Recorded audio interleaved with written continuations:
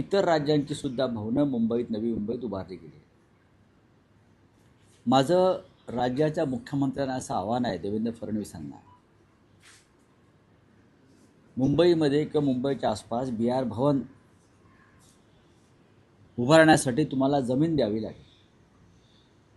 जमीन तर ते पाटण्यावरून आणणार नाहीत ना.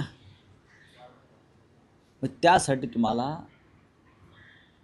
एक सर्वपक्षीय बैठक घ्यावी लागेल.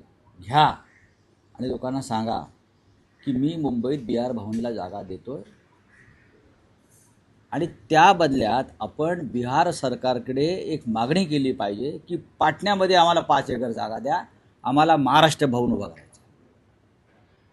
का महाराष्ट्रातले असंख्य लोक जातात, गयाला जातात, पाटण्याला जातात, इतर ठिकाणी जातात.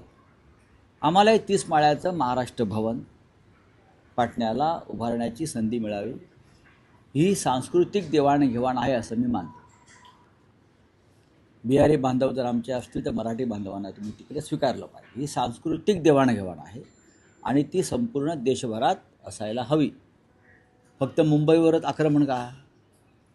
मुंबईत जागा हवी असेल तर गौतम अडाणीकडून घ्यावी बाजारभावाने, FIR सह. सरकारकडून हवी असेल तर सरकारनं त्या बदल्यात बिहार सरकारकडे 5 ते 6 एकर जागा पाटण्यामध्ये Gola road, Bailey road, new Pataliputra colony हे महत्त्वाचे तिकडले चांगले भाग आहेत बरं का, चांगल्या वस्त्या आहेत. तिथे आम्हाला 5-6 एकर जागा तुम्ही द्या, आम्हाला तिथे महाराष्ट्र भवन बांधायचं आमची काही अडचण नाही आहे. आम्ही देशाचं संविधान मानणारे लोक आहोत मिस्टर चौधरी, बरं का.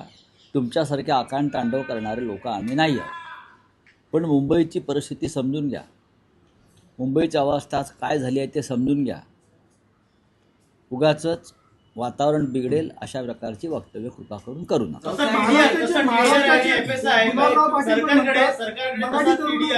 सरकारकडे काम करण्याची वृत्तीच नाहीये.